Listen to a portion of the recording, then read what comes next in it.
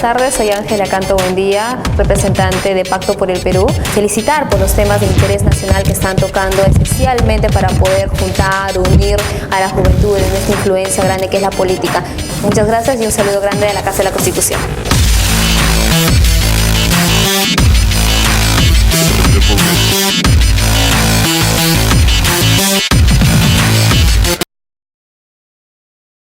Christian Armand, mucho más para tu elegancia.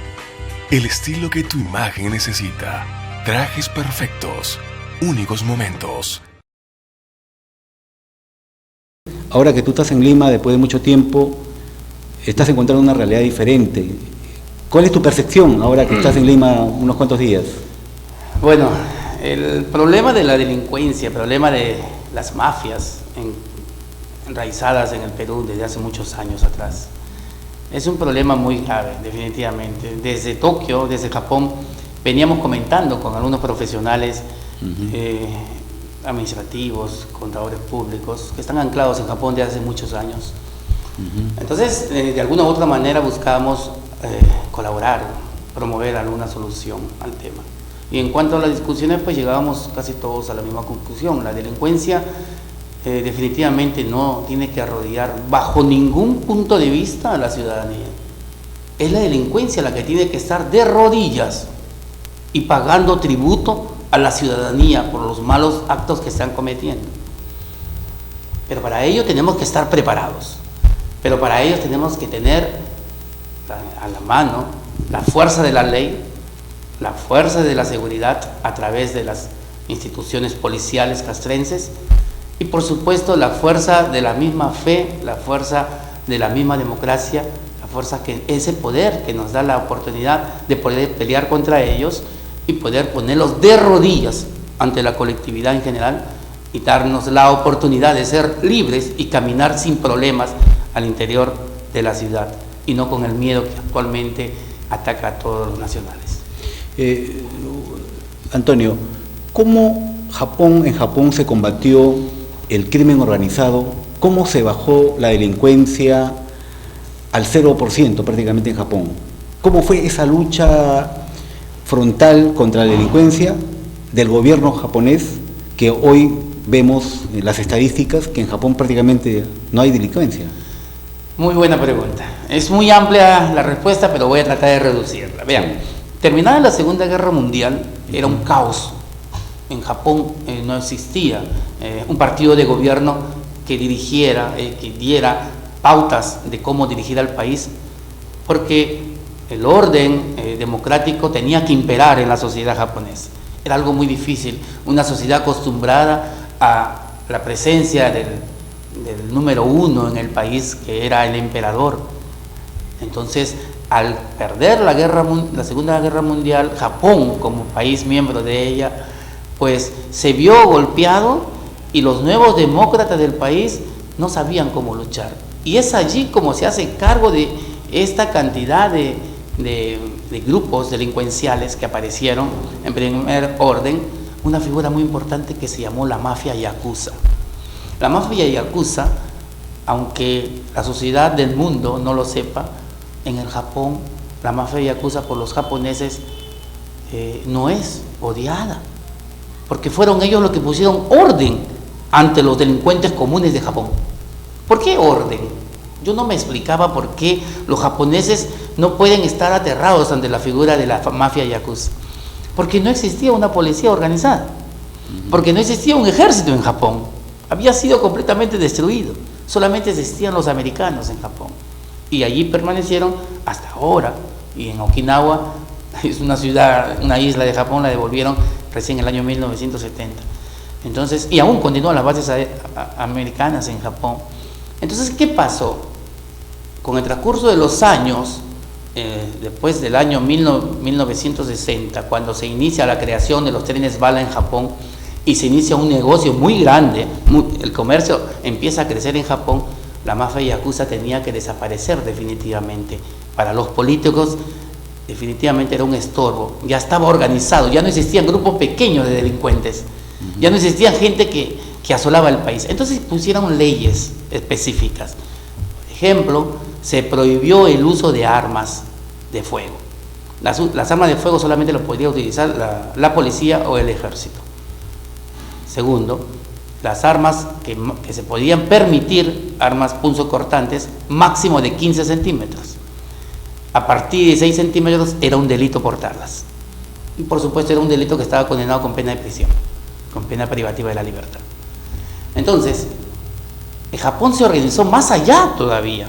Llegaron a organizarse grupos por manzanas, las manzanas por segmentos más pequeños, como edificios o casas, zonas de manzanas de grupos de 10 o 20 familias, donde había un líder. Ese líder se reunía con los líderes de 10 manzanas. Ese líder de las 10 manzanas se reunía con el líder de un distrito. Y así sucesivamente. Ellos tenían, y hasta hoy lo tienen, los nombres completos de los que viven en cada lugar, en cada casa. Ellos tienen la dedicación a que realiza el padre de familia, la madre de familia y los hijos dónde estudian y qué estudian. Ellos saben los horarios en que trabajan los padres de familia y los hijos en la escuela y por supuesto de otras labores que realizan. Es una sociedad completamente policial, pero surte efecto. No hay delincuencia en Japón. Definitivamente una noticia muy grave en Japón es que alguien ande con una pistola matando gente o con un cuchillo. Es una cosa muy rara que solamente sucede una vez al año. En Japón se ha logrado dominar la delincuencia justamente con el Estado policial. ¿Alguna vez en el Perú el Estado policial podría hacerse realidad? Si se hace realidad lo que una vez en Villa El Salvador se hizo por los años 70, una sociedad completamente organizada. Ese es un buen ejemplo de cómo poder organizar a la sociedad en el Perú. Entonces, estamos hablando de un servicio de inteligencia vecinal, sí, local, agrupados en una especie de, conjuntos vecinales, en el sentido de que ellos se protegen y a través de esa protección van expandiendo a otros sectores, cubren su distrito y así sucesivamente, ya con el apoyo policial, evidentemente. Por supuesto, ¿no? Es el apoyo policial, claro, y además el apoyo militar. Cuidado, ellos nunca estuvieron solos. Para poder ejecutar todos sus planes, los vecinos tuvieron que tener el apoyo de la policía. Pero lo primero era eliminar el uso de las armas de fuego. Es decir, si en Japón se eliminó el uso de armas de fuego, el que las portaba se iba directamente a una pena privativa de libertad. Entonces estamos obligando a las personas que portan armas de fuego a decirles: señores, ustedes están cometiendo un delito y por eso se van a ir a la cárcel, por eso van a perder sus derechos. Entonces es un inicio. Primeramente hay que erradicar el uso de las armas de fuego en el Perú. Eso es primordial. Cualquier persona no puede tener armas de fuego. Y en el tema de corrupción policial, ¿cómo superaron ese escollo? Eso fue muy sencillo. La experiencia la dio Singapur por los años 70. Un país que estaba plagado de narcotráfico.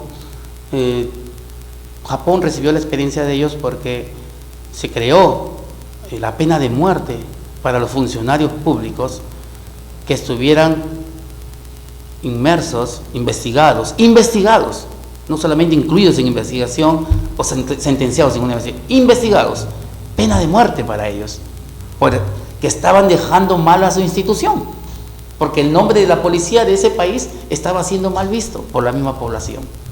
Entonces solamente el hecho de estar siendo investigados ya era para ser condenado a pena de muerte. Y hasta ahora en Singapur es uno de los países que menos delincuencia tiene en el mundo. Después de 20 y casi 30 años de trabajos, ellos lograron erradicar por completo la inseguridad de su país. Y la corrupción de funcionarios, en todo caso. Por supuesto. Entonces lo que se hizo en Singapur asustó a los policías en Japón. Ahora hay una cosa muy importante.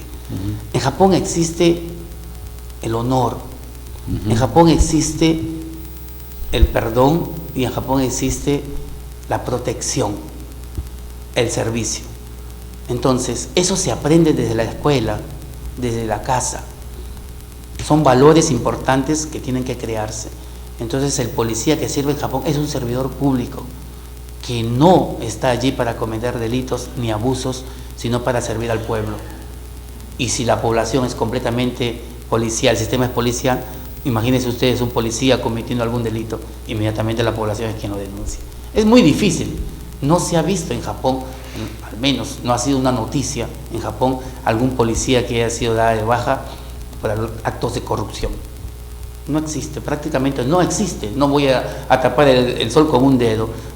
Algunas veces, en algunas oportunidades, salen noticias sobre hechos aislados, pero son muy pocos, definitivamente. Bien, vamos a hablar sobre la pena de muerte en Japón. Ajá. Esto lo vamos a tocar después de esta pausa. Retornamos.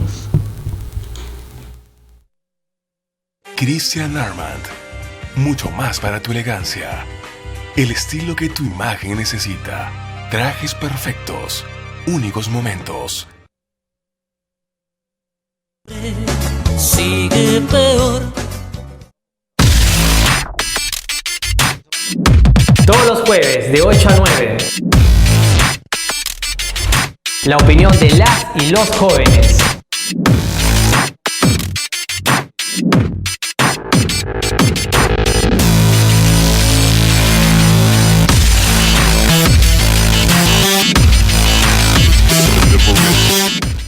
Tito Borea, un maestro al que reconocemos no solamente en el ámbito constitucional, jurídico, sino también en el ámbito político, con el cual hemos compartido muchos momentos hace muchos años, y que creo que tiene esos mensajes, esa intención, ese deseo a nivel nacional, y como que lo viene haciendo, ya lo hicimos acá, hemos estado en Iquitos, vamos a estar en Arequipa, en Norte, porque la Casa de la Constitución es una oportunidad de tener gente joven, que asuma responsabilidades. Es decir, es un poco el nombre con el cual, ese paraguas con el cual se quiere dar a entender que las leyes, los derechos, los deberes, que son transversales y verticales, o sea, que son iguales para todos. Mi nombre es Cindy Grisel Príncipe Ildefonso. Vengo de la región Huánuco y pertenezco a ADA Huánuco, que es una asociación defensora de los animales y del medio ambiente. Un saludo a la Casa de la Constitución. Es un agradecimiento enorme de parte de la organización ADA Huánuco y de los huanuqueños. Muchas gracias. Saludos a la Casa de la Constitución.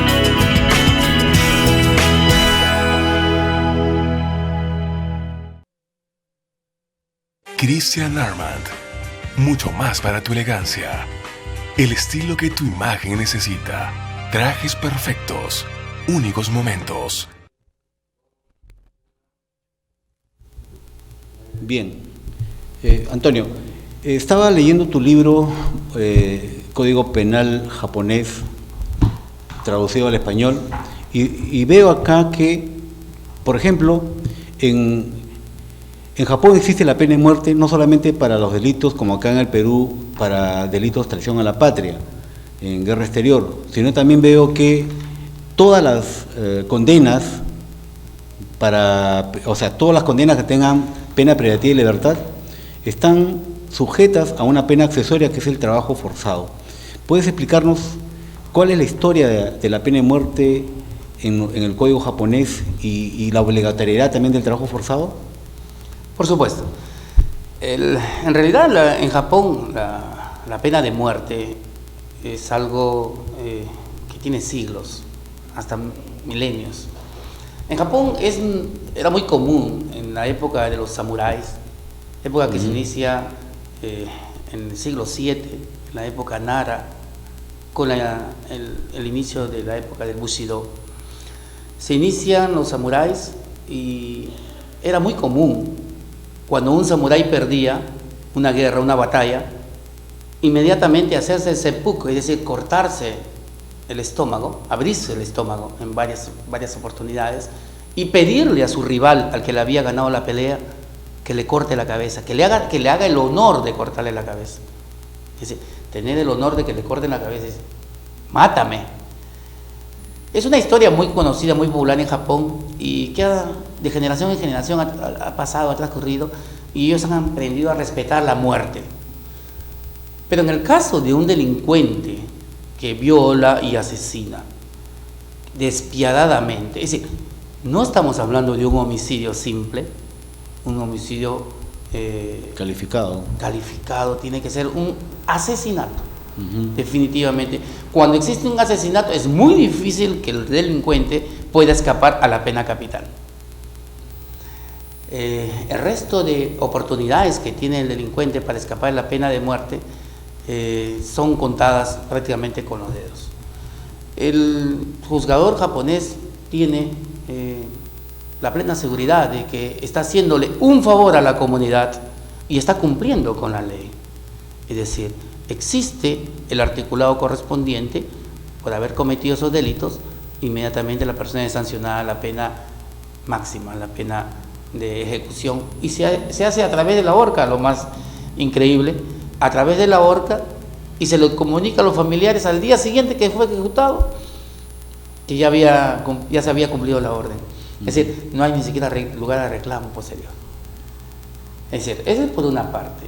O sea, los que cometen delitos están advertidos de la pena que les va se les va a imponer. Sí. Entonces prácticamente están advertidos.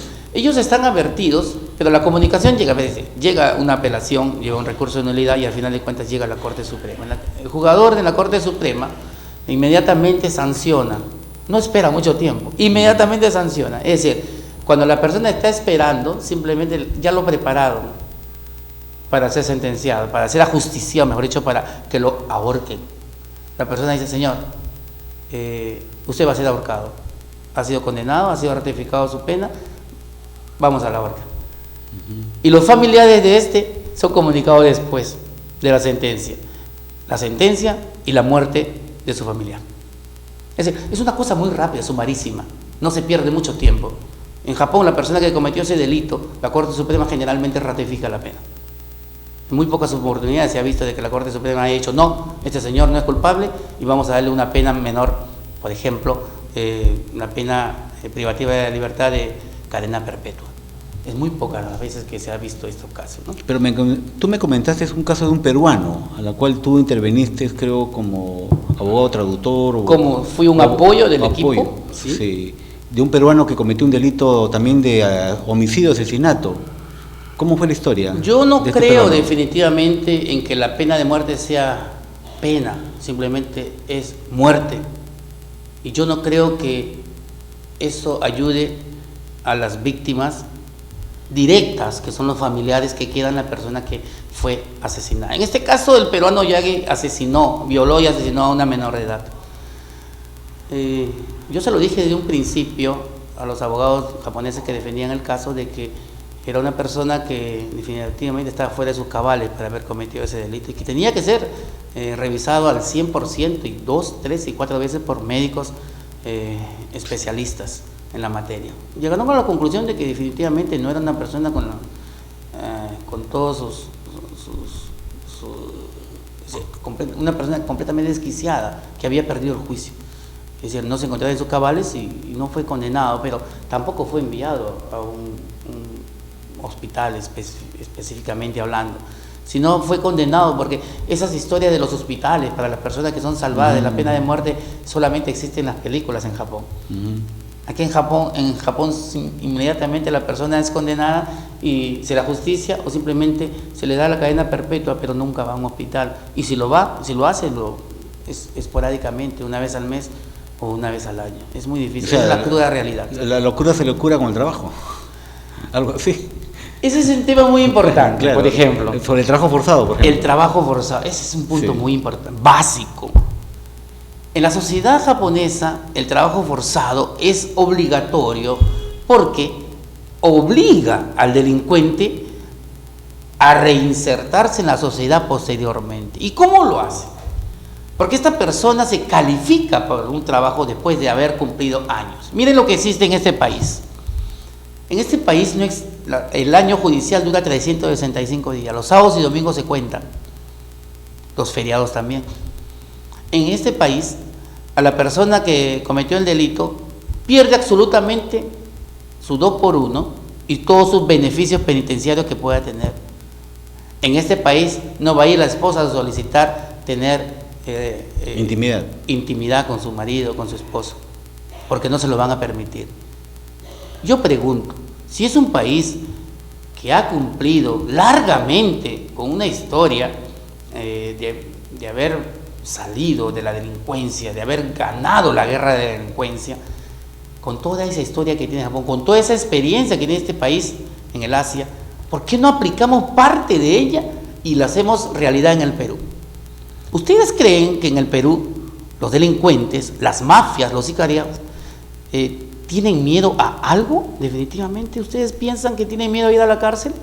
Yo estoy completamente seguro, porque trabajé en penales en el Perú, que ninguno tiene miedo. Es más, van con mucho gusto a las cárceles del Perú, van a poblar las cárceles porque allí no les va a faltar alimentación, porque ahí no les va a faltar amistad, porque allí van a profesionalizarse en delincuencia. Prácticamente les falta que le entreguen solamente un cartón, una diploma. Pero si ustedes a ellos lo obligan a trabajar, a resarcir al Estado, a resarcir con indemnizaciones a los familiares del daño que hicieron estas personas, y por lo menos a darnos la oportunidad a nosotros, que como pueblo estamos siendo ofendidos por estos delincuentes, pues hay que ponerlo de rodillas. Ellos tienen que pagar el daño que están haciendo a los peruanos. Entonces el trabajo forzado sirve para ello, y además con el tiempo van a agradecerlo, porque van a tener una profesión de la que van a vivir. Por ejemplo, la idea era que estábamos comentando antes, que ellos tengan un promedio, que esté todo porcentualizado. Por ejemplo, que el 10% de sus ingresos, que va a tener por trabajar en distintos lugares, el 10% de ellos les sirva para cubrir su alimentación y su vestimenta. No va a ser cualquier vestimenta, un traje o algo de moda, no, van a hacer un traje a rayas, de moda puede ser, pero a rayas, como tiene que ser, con un número. Eso tiene que ser obligatorio. Ellos han perdido absolutamente todos los beneficios al ingresar a las cárceles. Ese es uno. Dos, tienen que pagar en un porcentaje a las personas que hicieron daño, a los familiares directos de ellos. Pero lo más importante es que tienen que tener un 10% mínimo, o 15%, para que ellos puedan tener al final de pagar su condena, al final de los trabajos forzados. Ellos van a tener ese 15% que les va a servir de pozo para poder nuevamente salir a la sociedad. Una especie de pensión. Y poner un negocio. Yo pensaba en un negocio o una pensión que les pueda servir para poder sobrevivir. Claro. Porque ahora lo que pasa, cuando salen de la cárcel tienen que volver a robar porque no tienen qué hacer. Claro. Pero con ese fondo que ellos pueden tener después de 10, 15 o 20 años de estar en prisión trabajando, pues eso les puede servir para vivir por lo menos tranquilamente y no volver a delinquir. Y además salen con una profesión técnica en lo que ellos han hecho como trabajo forzado. Efectivamente, porque creo que los delincuentes cometen errores como cualquier persona, y esos errores tienen que pagarlos, pero una vez que los paga, ellos tienen también que recuperar sus derechos y reinsertarse a la sociedad, y nosotros tenemos que colaborar en ello también. Si para ello ellos tienen las buenas intenciones de hacerlo, hay que darles la oportunidad, pero mientras eso no ocurra, hay que castigarlos como debe de ser. Antonio, una pregunta que nos hacemos nosotros aquí en el país, en el Perú, es inclusive es propuestas de varios candidatos presidenciales, ¿no?, que dicen: ante el avance de la delincuencia, ante el desborde de la inseguridad ciudadana, hay que sacar al ejército a las calles. ¿Cuál sería tu opinión al respecto? Vea, las Fuerzas Armadas cumplen roles ya establecidos, pero ante tanto desorden, tanto caos, pues definitivamente tenemos que poner opciones, bases sólidas, para ver hasta qué punto las Fuerzas Armadas pueden participar para controlar la delincuencia. Yo pensaba más allá de ello. Yo pensaba de que las Fuerzas Armadas tienen que estar en los penales en primer lugar. ¿Por qué en los penales? Porque la única manera de respetar a los delincuentes, a la gente que los va a cuidar, es teniendo armas automáticas y la presencia de las Fuerzas Armadas. Porque si ellos no tienen miedo a la policía, a los miembros del Instituto Nacional Penitenciario, pues sí los van a tener con los miembros de las Fuerzas Armadas. Porque la policía tiene que estar en las calles patrullando. Y es verdad que en los lugares en estado de emergencia, el ejército, la marina o la aviación tienen que salir, pero en escuadrones específicos preparados para combatir la delincuencia. No puede ser cualquier soldado que salga a la calle a combatir la delincuencia, porque sería prácticamente regalar su vida o simplemente enfrentar a unos soldados con arma para que maten a cualquier persona en la calle. Tienen que estar preparados para ello. Entonces, sí, estoy de acuerdo en que salgan a las calles, pero gente preparada. Y para ello existe un equipo técnico dentro de los institutos de las fuerzas policiales para que traten directamente el problema de la delincuencia. Tengo entendido que ya el gobierno está trabajando en ello. Tengo entendido que ya el gobierno está trabajando con estas 3 armas y también las fuerzas policiales en conjunto. Y tengo entendido que en cualquier momento también esto se va a hacer realidad. Bien. Además, yo creo que como política de Estado, no solamente estamos hablando de declarar zonas de emergencia, patrullaje militar y en todo caso reestructurar la policía, poniendo más policías a las calles y, bueno, golpear los sitios estratégicos. Porque, Antonio, sabemos muy bien que las policías en las comisarías y en los sectores donde existe alta criminalidad saben los lugares donde hay corrupción, donde hay bandas organizadas, donde hay sicarios, pero lastimosamente la alta corrupción policial no permite pues que se hagan esos operativos, porque esta semana hemos visto, por ejemplo, que 4 policías, 5 policías, incluido un oficial de la policía, habían prácticamente secuestrado a una persona y le ha robado su dinero y bueno, prácticamente pues situaciones en las cuales la población no solamente queda sorprendida, sino también dice, ¿qué clase de policía tenemos que son equiparados con delincuentes de bandas organizadas que cometen los mismos actos delincuenciales? Claro. Entonces, son políticas creo que se tienen que cambiar rápidamente. Y en Japón, como tú lo has explicado, existe 0 corrupción policial y también se ha bajado la criminalidad prácticamente al 0%. Y por lo tanto, en ese aspecto de las zonas de emergencia, ya tenemos en el Callao. ¿Tú crees que sería necesario también que estas zonas de emergencias vayan a sitios populosos de Lima, como por ejemplo distrito de San Juan del Lurigancho, San Martín de Porra, Los Olivos, Villa María del Triunfo, donde está acentuada la delincuencia?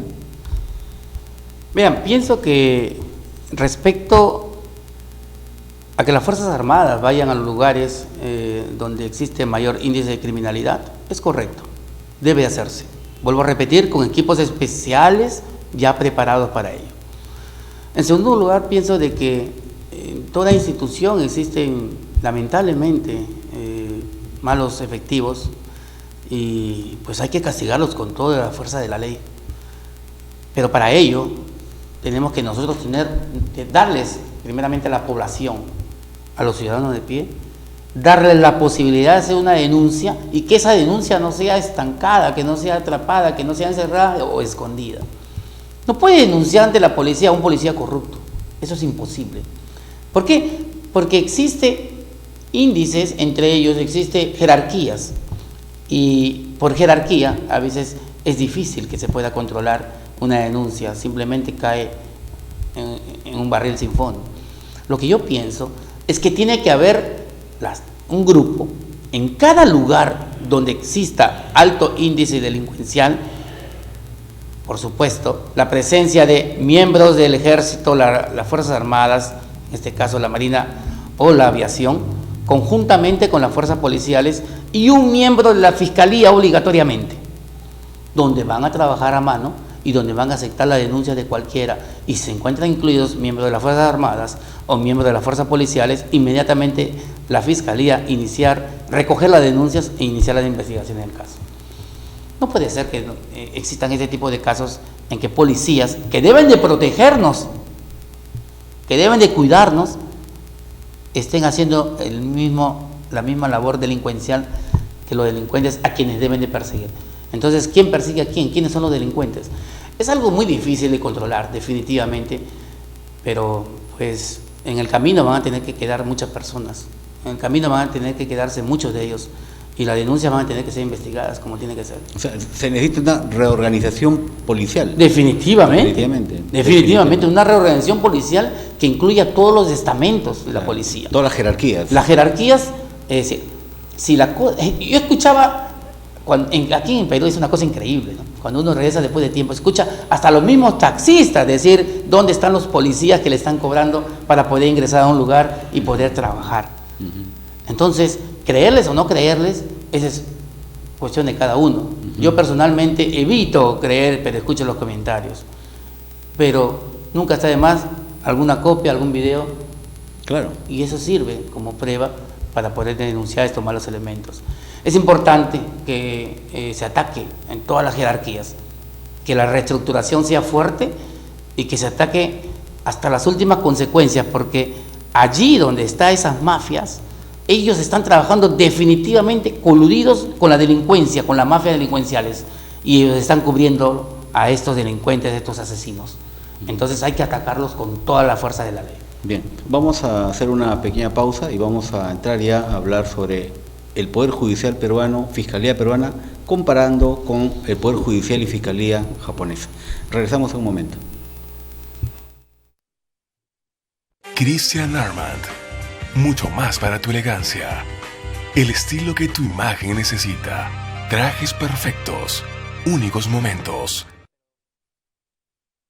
Buenas tardes, soy Ángela Canto Buendía, representante de Pacto por el Perú. Felicitar por los temas de interés nacional que están tocando, especialmente para poder juntar, unir a la juventud en esta influencia grande que es la política. Muchas gracias y un saludo grande de la Casa de la Constitución.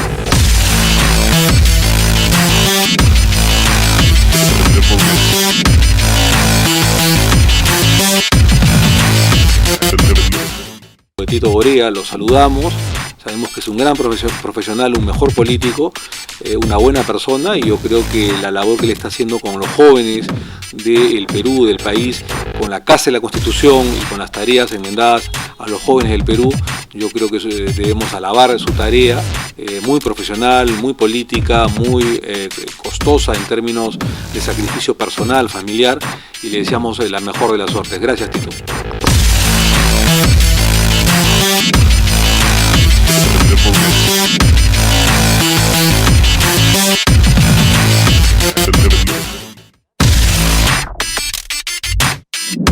Todos los jueves de 8 a 9.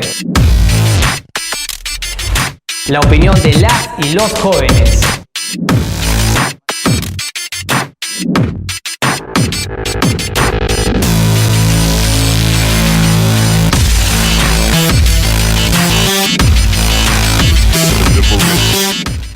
Mi nombre es Ronald Aldair Larico Yucra, soy de la organización UTALEN y vengo del distrito de Ate.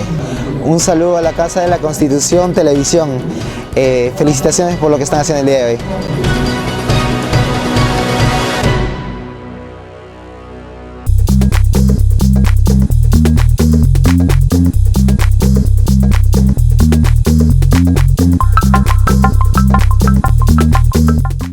Buenas tardes, soy Ángela Canto Buendía, representante de Pacto por el Perú. Felicitar por los temas de interés nacional que están tocando, especialmente para poder juntar, unir a la juventud en esta influencia grande que es la política.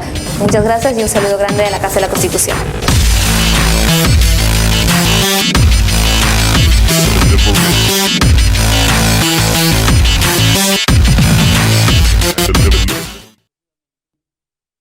Christian Armand, mucho más para tu elegancia. El estilo que tu imagen necesita.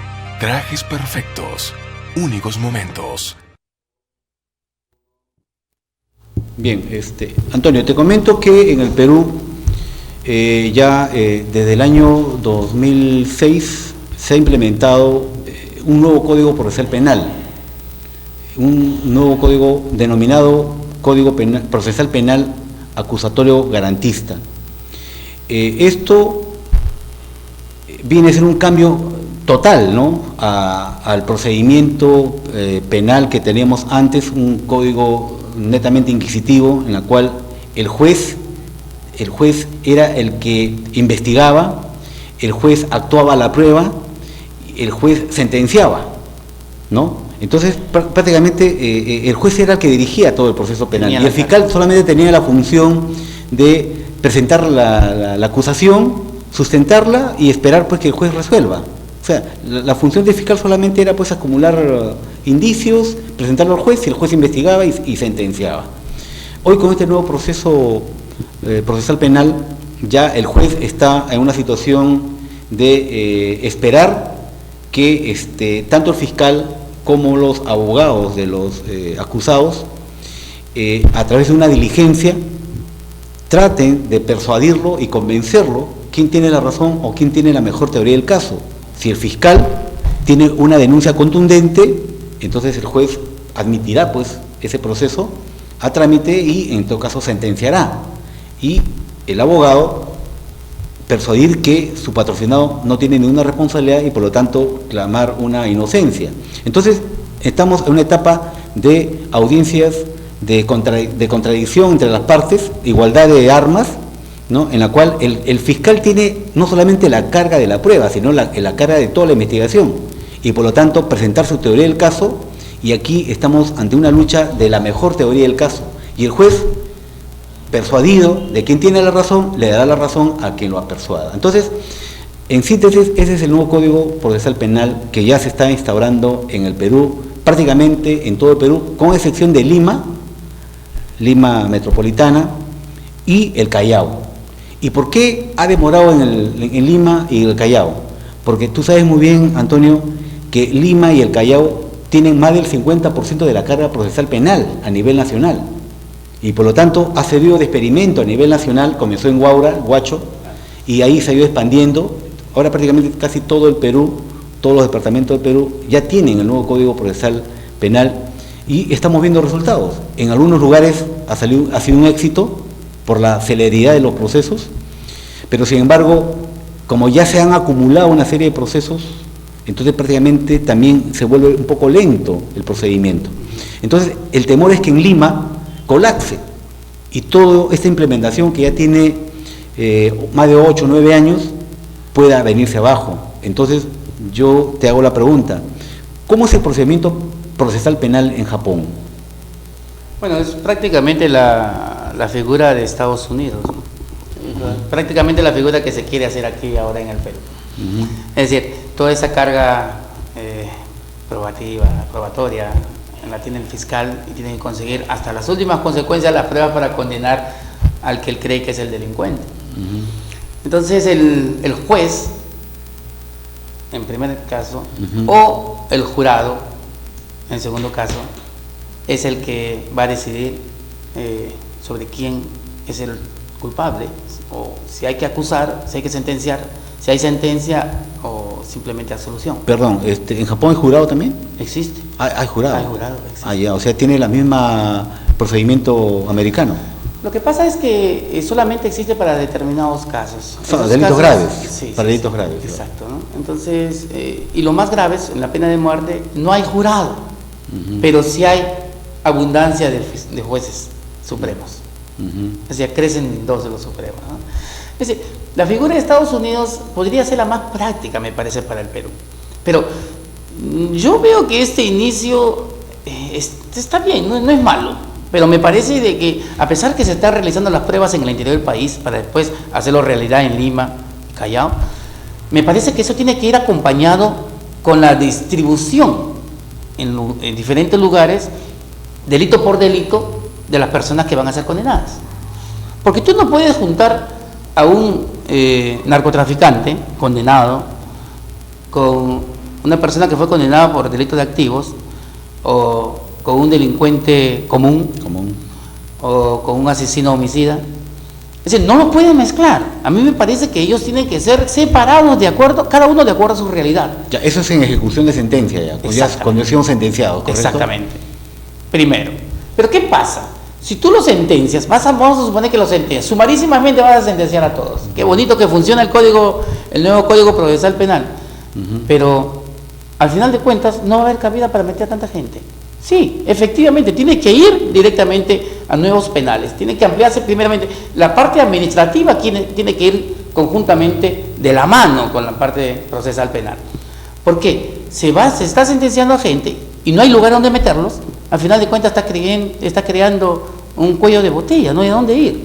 O sea, lo que necesitamos nosotros es crear nuevos penales que no solamente den seguridad, sino penales que obliguen a ese interno a trabajar. Lo que necesitamos nosotros, que esas penas que está dando el fiscal, esas pruebas que está dando el fiscal y esa sentencia que el juez estaba dando con el nuevo Código de Procedimientos, definitivamente reflejen la realidad nacional. ¿Cómo? Haciendo que estas personas paguen realmente como tiene que ser y no acumulándolas, juntándolas o metiéndolas en grupos importantes que lo único que van a crear es sobredimensionar los penales. Como Lurigancho, por ejemplo. Como Lurigancho, que no acepta no acepta una persona más, ¿no? Claro. Entonces, yo creo que tiene que ir el Código de Procedimientos Penales amarrado, así, liado a una cuestión administrativa del Ministerio de Justicia. El Ministerio de Justicia tiene que proporcionarle a los fiscales y a los jueces la seguridad de que ellos están haciendo una buena labor, están haciendo un buen trabajo. Y los miembros del Ministerio de Justicia, a través de nuevos penales, a través de los trabajos forzados, van a cumplir con este trabajo que va a hacer que el Perú realmente progrese, porque van a darle cárceles específicas para una persona que ha delinquido, para un delincuente que ha cometido un error, un delito. ¿Y qué tipo de trabajos forzados tú recomendarías o se hacen en el Japón? Hay muchísimos. Por ejemplo, no, en Japón voy a poner el caso del Japón, pero en Estados Unidos, por ejemplo, se hacen motores, se hacen las placas de rodaje, los tornillos, las tuercas. En Perú se puede hacer lo mismo. Se pueden hacer fábricas, grandes fábricas para tuercas, tornillos, rodajes, piezas de carro. Se pueden hacer dentro de los penales, porque para eso solamente necesitas tener las máquinas importantes. Y por supuesto con la preparación del caso. Para eso tienen que tener un profesional que les va a guiar. Entonces, yo creo que el delincuente al final de cuentas va a hacer un trabajo que va a ser dentro de la cárcel, le va a dar la posibilidad remunerado, va a ser, ¿no? Un trabajo remunerado, de respirar tranquilo, que sabe que ha cometido un delito, pero sabe que se va a redactar. Pero cuidado, a ello también lo que antes mencioné, le damos la oportunidad de trabajar, pero también le quitamos los demás beneficios. No se le va a dar el 2x1 por nada del mundo, porque tú no puedes entregarle beneficio a una persona que está cometiendo tantos delitos. Una persona que ya cometió los delitos de asesinato, de homicidio, de secuestro, violación, etcétera, no le puedes dar absolutamente ningún beneficio. Ellos tienen que ser castigados con todo el rigor de la ley, inclusive dentro de la institución penitenciaria. Entonces, la única manera de enseñarles a ellos que nosotros, los ciudadanos del Perú, somos los que realmente mandamos aquí y no podemos estar de rodillas ante ellos. El día que eso se haga realidad, estoy seguro de que ese día va a empezar a bajar la delincuencia en el país. Tienes que cerrar el círculo, como decías antes, tienes que cerrar toda la organización que tienes. Si tú no cierras todo el círculo, si tú no tienes todo el equipo, el paquete completo de cómo atacar a la delincuencia, va a ser imposible que se acabe con todo ello. ¿Qué opinas tú, Antonio, sobre, por ejemplo, la delincuencia? Ya hemos hablado de la delincuencia común, ¿no? Crimen organizado, pero también ahora que nosotros vamos a un proceso electoral general donde se van a cambiar las autoridades, no solamente del Poder Ejecutivo, sino también autoridades del Congreso, pero vemos una serie de investigaciones que vienen años tras años de diferentes gobiernos, inclusive hay investigaciones de gobiernos anteriores, de hace 10, 15 años, que se ha investigado tanto que nunca llegan a ninguna conclusión y nunca llegan a castigar a los responsables, funcionarios de todos los niveles. Entonces estamos cansados de comisiones tras comisiones, pero que llegan a conclusiones y que nunca se efectivizan. Entonces, ¿qué opinas tú sobre la sanción a estos funcionarios públicos, funcionarios públicos de todos los niveles que viven y reinan en la impunidad? ¿Cómo es allá el castigo a los funcionarios públicos que cometen delitos? Vea, yo quiero ir más allá de Japón. Japón es un país donde, como dije al principio, el honor, el trabajo, los valores son muy importantes en la sociedad. Entonces, el que un político cometa un delito ante la vista y paciencia de la ciudadanía es tumbarse toda la idiosincrasia del japonés. Es decir, el japonés no puede ver eso, no existe dentro de su cabeza, no pueden verlo, no pueden ni siquiera creerlo. Para nosotros es común hablar de un alcalde corrupto que se llevó el dinero o que usó malos usos de los fondos. Pero en Japón es algo que no lo puede creer nadie. ¿Por qué? Porque ellos fueron elegidos para servir al pueblo. Entonces, en los 25 años que tengo en Japón, jamás he visto un caso. Perdón, sí escuché y vi un caso, sí, lo voy a recordar. Fue el ex primer ministro Kanemaru, del partido de gobierno actual, que le encontraron en su caja fuerte más de 50 kilos de oro no declarados. Y fue detenido y metido en prisión por lavado de activos. Entonces, ese fue el único caso que en mis 25 años yo vi. Y por supuesto que salen algunos casos más graves. ¿Cómo son condenados? ¿Cómo son tratados estos tipos? Como cualquier delincuente común. Entra en una cárcel común, en Japón. Pero creo que mucha gente ha escuchado cómo es en China. Y yo lo he comprobado porque tengo amigos que están en China. Es más, tengo familia en China. Y al comentar, he ido a China también, y al comentar si es realidad todo esto, he confirmado que en China y en Singapur, todavía no se hace esto en Vietnam o Tailandia, pero en China y en Singapur condenan a muerte a aquellos servidores públicos que roban y no cumplen con sus trabajos para los cuales fueron elegidos por el pueblo. Los condenan a muerte inmediatamente, el juzgamiento es sumarísimo. Entonces, estamos ante actos que realmente nos asustan, o tal vez podríamos pensar que es cosa de locos, pero si lo vemos fríamente, ¿quién es el ser supremo del Estado? Pues somos nosotros, los miembros lo que los elegimos en todo caso. Los elegimos. Entonces, nosotros le dimos la oportunidad a esta persona para que pueda tener el cargo que tiene y nos roba. Le roba a los policías sus aumentos de sueldo. Le roba la oportunidad a los niños de tener mejor educación. Claro. Nos roba a nosotros de la oportunidad de poder tener más tiempo con nuestras familias y tener que trabajar por el mismo sueldo. Entonces, tenemos que trabajar y pensar más allá de todo ello, de que es una realidad en ese país que también se puede hacer realidad en el Perú. Pero para ello tenemos que estar preparados. Es definitivo que son países que no han firmado convenios de paz o de tranquilidad o con otros países como lo tiene el Perú. Yo lo primero que podría pensar en este caso, que para poder ejecutar ello tenemos que denunciar a la Corte Internacional en la que estamos incluidos y que no nos permite castigar con pena de muerte a muchos casos que deberían ser castigados. No estoy de acuerdo con la pena de muerte, vuelvo a decir, pero soy una persona democrática y pienso que eso tiene que ponerse sobre el tapete. Pienso que debe haber un acuerdo general donde la población deba elegir si la pena de muerte se hace o no realidad.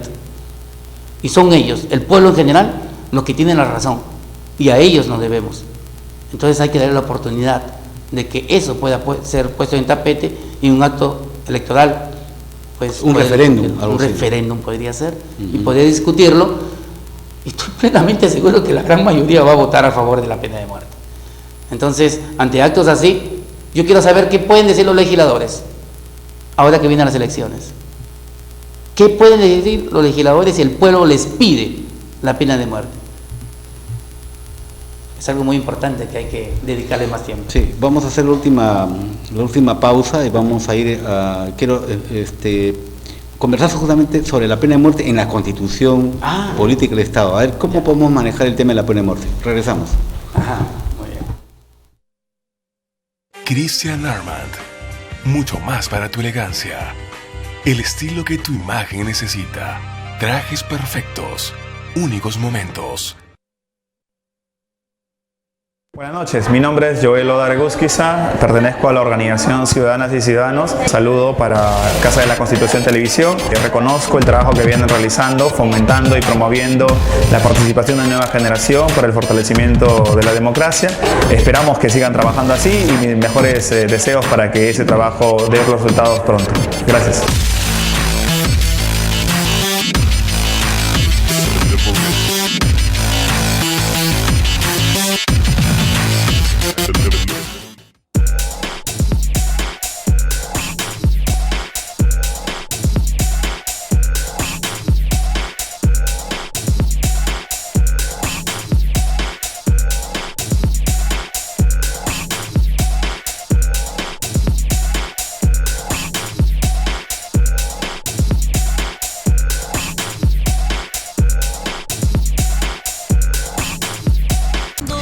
Hola, soy Jonathan Condeso y hoy quiero contarte lo importante que es tu participación en la política.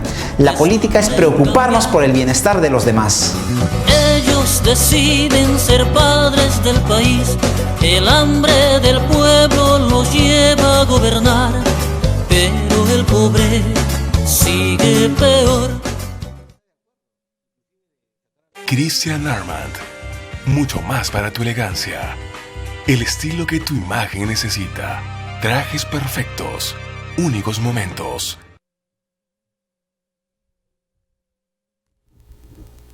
Bien, Antonio, sí, para cerrar ya esta conversación muy interesante sobre la realidad criminal y la realidad jurídica japonesa y comparándolo con la realidad peruana, nos hemos centrado un poco en el tema de la pena de muerte, o en todo caso de las sanciones que tiene que haber para todo el crimen organizado, o sea, todas las personas que delinquen, asociada pues una pena severa, pero también con trabajo forzado. Yo creo que ese sería un gran aporte, ¿no?, dentro de nuestra legislación, que está como una pena accesoria, pero que no se cumple. O sea, acá llamamos el trabajo comunitario, trabajo social, pero que lastimosamente, pues, por falta de implementación no se cumple en el país. Entonces, en Japón se cumple el trabajo forzado obligatorio y por lo tanto hay consecuencias positivas en cuanto a la readaptación del condenado. Ahora, en cuanto a la pena de muerte, me interesa un poco profundizar este tema. ¿Por qué? Porque es un tema que viene justamente en épocas electorales también como tema de actualidad, sacar al ejército y la pena de muerte. Nuestra legislación, nuestra constitución solamente permite la pena de muerte en caso de traición a la patria en guerra exterior, ¿no? Entonces, de tu punto de vista, hablando ya como abogados, ¿qué posibilidades habría en el Perú de que se instaure una pena de muerte, no solamente para traición a la patria, sino también para un poco frenar la delincuencia, frenar el terrorismo, por ejemplo, también, y frenar pues toda la delincuencia organizada que existe en el país? Bueno, son varias alternativas. Primeramente, sí, las alternativas reales que tenemos. Lo primero es denunciar ante la Corte Internacional de Costa Rica, salirnos de ahí, decir, señores, no estamos de acuerdo con ustedes y no salimos. Automáticamente nosotros podemos aplicar la pena de muerte, pero para ello tiene que estar legislada. Hay dos oportunidades, dos alternativas, mejor dicho. Nosotros podemos incluirla como una ley, cambiar o modificar la ley de la pena de muerte para agregarle mediante dos legislaturas ordinarias, ¿verdad? Claro, claro. Pero esos son 2 años, ¿verdad? Son 2 legislaturas. Correcto. Que puede ser 1 año. Pero puede ser 1 año, la podemos ampliar, claro, ¿verdad? Claro. Podemos poner una adicional, en 1 año lo podemos hacer. Claro. Pero, ¿podemos esperar ese año? ¿Debemos esperar ese año? ¿Y podemos estar seguros que vamos a contar con los votos suficientes en el Congreso o que los legisladores van a aprobar lo que pide el pueblo?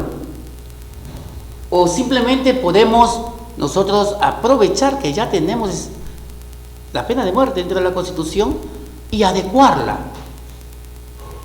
a lo que necesitamos? Yo pienso como abogado, y creo que muchos colegas están de acuerdo conmigo, que nosotros, los jueces, el Poder Judicial, la Fiscalía y muchos legisladores, en fin, al 100% de abogados, somos las personas que tenemos que interpretar la ley. Al final de cuentas somos nosotros los que vamos a pedir si esto está bien o esto está mal. Vamos a pedir una pena de muerte o vamos a pedir la absolución, etcétera. Pero para poder nosotros aplicar una pena de muerte tenemos que abrir la posibilidad, el radio de acción de la pena de muerte. Es decir, tenemos que interpretar para los intereses de la colectividad nacional, no para los intereses de estos delincuentes. La pena de muerte actualmente solamente permite que en caso de guerra exterior se pueda aplicar. Pero actualmente vivimos un caso de guerra interior, porque esto es una guerra, señores. Y nosotros tenemos que atacar y tenemos que ganarla. Entonces, no podemos esperar que las madres sigan perdiendo a sus hijos, que las esposas sigan perdiendo a sus maridos trabajadores, que les sigan robando los sueldos a los ancianos de la tercera edad, que sigan haciendo lo que les da la gana a estos delincuentes, violando, asesinando, maltratando y robando como les da la gana. No podemos esperar que eso nos pase a todos. Entonces tenemos que poner un paralelo, un alto, hasta aquí nada más. Entonces tenemos que decirle a ese señor que hoy está pensando en delinquir porque ya no tiene alguna otra oportunidad: señor, cuidado, la nueva ley permite que usted pueda ser juzgado y hasta penalizado con la muerte si usted comete un delito al quitar la vida a otra persona, desde una violación a un niño menor de edad, y algunas pautas más importantes como podrían ser los asesinatos. Entonces tenemos que ponerles un alto a ellos, y la única manera sería modificar, interpretar la ley para lo que más conviene al pueblo. Mira, Antonio, acá en el país sabemos que prácticamente todos los delitos, del más pequeño, más grande, se encuentra súper penalizado. Durante estos últimos congresos, todas las penas se han elevado y llegamos a la conclusión que las penas no disuaden el delito, muy por el contrario. Hoy nuevamente tenemos un alza en el crimen organizado, un alza en la inseguridad ciudadana a nivel nacional. Entonces, si las penas se elevan, si se vuelven más severas contra la delincuencia y esto no tiene solución, entonces estamos pensando en interpretar pena de muerte también para los delitos gravísimos. Pero, sin embargo, nosotros como peruanos tenemos una idiosincrasia diferente a la japonesa, por ejemplo. Correcto. Porque no es como ellos, que es un milenio de una cultura milenaria en la cual, como tú mismo dijiste, se cortó la delincuencia prácticamente de raíz, y a partir de ese momento ellos tienen un código penal del año 1907 y nuestro código penal es del año 91, pero es un código penal que ha sido modificado más de 500 veces. Entonces nuestras leyes no son tampoco homogéneas, pues, ¿no? Van cambiándose en el tiempo y no tenemos solución legislativa prácticamente. Entonces, en lo real y en lo concreto, para aterrizar ya en la sociedad, ¿crees tú que las penas severas, la pena de muerte, más cárceles, reorganización policial y Fuerzas Armadas a la calle podría ser una solución integral a la problemática de inseguridad social en el país? Definitivamente que no es suficiente. Definitivamente tiene que haber cultura, educación. Definitivamente prevención también, ¿no? La prevención, claro. Efectivamente. Definitivamente yo pienso de que la cultura, siempre lo he pensado, empieza en casa. Son nuestros padres los que nos enseñan a respetar al vecino, a saludar desde niños. Señor, buenas tardes, ¿cómo le va? Eso no existe, eso se ha perdido actualmente. Entonces, nos damos cuenta de que lo que nos enseñaron a nosotros, ahora los actuales jóvenes o niños ya no lo llevan consigo, no les han inculcado eso. Primero, valores, ¿no? Los valores, la pérdida de los valores, el respeto hacia las personas, hacia los mayores sobre todo. Tenemos que empezar por casa a respetar, a creer más en nuestros valores, a creer más, a querer más a la familia también. Primeramente claro, a la familia, claro. Luego al Perú. Pero todo es un conjunto, porque nuestro Perú es una familia grande. Entonces tenemos que querer nuestra bandera, tenemos que querer a nuestro escudo. Por ejemplo, parte de lo que tendría que hacerse definitivamente es no permitir que los jóvenes estén libando licor y que después estén en la calle fumando marihuana, drogándose. Es algo que no se puede permitir. Entonces yo solicitaría de inmediato que las Fuerzas Armadas inicien el proceso de levas inmediatas para aquellos jóvenes que realmente andan en drogas, andan en alcohol y andan perdiendo todo tipo de valores. Estoy seguro que en las instituciones castrenses ellos van a aprender esos valores que ahora los tienen perdidos. Eso es sumamente importante. enseñarle a la juventud eso. Eso no se llama miedo, eso se llama valores, inculcarle los valores que lo tienen perdido y que lamentablemente sus padres no se los pueden dar. Eso por un lado. Entonces, ¿cómo podemos esperar que todas las penas que hemos dado, que hemos ampliado, que le hemos hecho más fuertes, surtan efecto? Porque pareciera que no da miedo a la delincuencia. Yo estoy seguro que sí les da miedo, pero falta meterle a ellos la idea de que van a trabajar, que no van a estar en un palacio, que no van a seguir llamando por teléfono para seguir extorsionando a alguien, que van a ir directamente allí, a la cárcel, a trabajar. Sin beneficios. Sin absolutamente ningún beneficio, con una visita a la semana y nada más. Sí, son humanos, sí tienen derechos, pero fuera, adentro pierden absolutamente todos los beneficios, y si tienen algún derecho como ser humano y nada más. Pero eso no nos va a obligar a nosotros a darles beneficios como la visita de su familia, su esposa o algún otro delincuente más que venga a visitarlo para darle algunos contactos. Nosotros tenemos que cuidarnos de ellos, entonces tenemos que castigarlos como tiene que ser. Si nosotros cerramos ese círculo, si nosotros logramos encerrarlos a ellos en un lugar del cual no puedan comunicarse con nadie, estoy plenamente seguro que no van a volver a cometer fechorías. ¿Usted qué piensa? Si nosotros los encerramos a ellos, si ellos no pueden salir de ese lugar, de esa esfera que ahora están manejando, si no pueden salir de allí, ¿cómo nos van a hacer daño? Si al contrario, dentro de ese encierro, ellos están trabajando, están logrando con el tiempo poder calificarse para reinsertarse a la sociedad en el futuro, entonces estamos logrando que esa persona sea un plus más para el Perú. Claro. Una persona capacitada que va a lograr sumar y no restar, como están haciendo hasta ahora. Entonces tenemos que abrir la cortina de posibilidades, y para ello tiene que haber definitivamente todo un equipo de trabajo.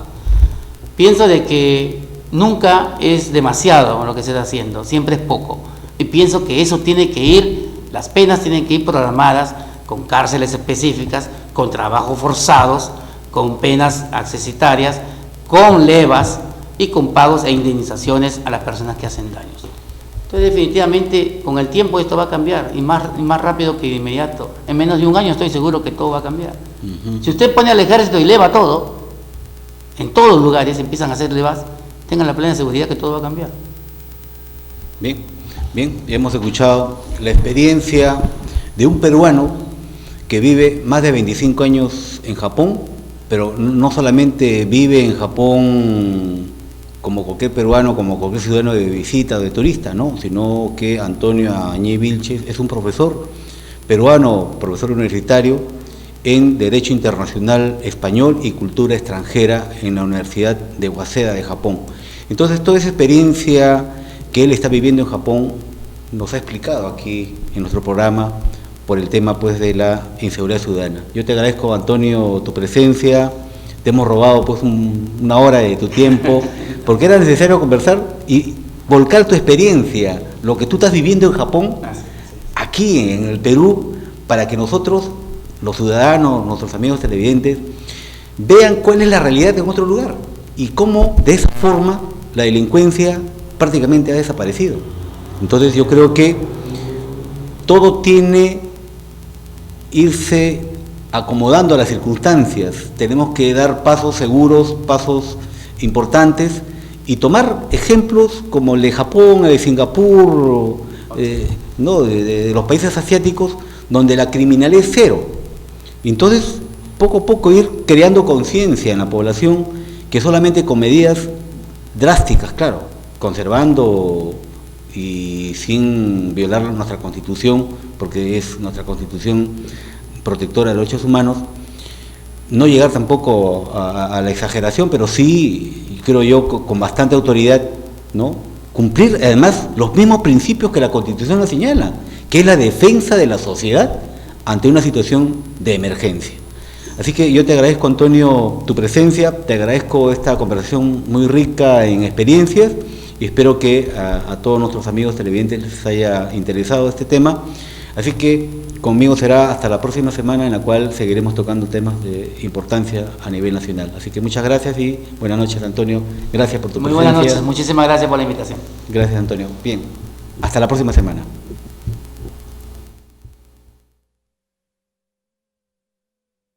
Christian Armand. Mucho más para tu elegancia. El estilo que tu imagen necesita. Trajes perfectos. Únicos momentos.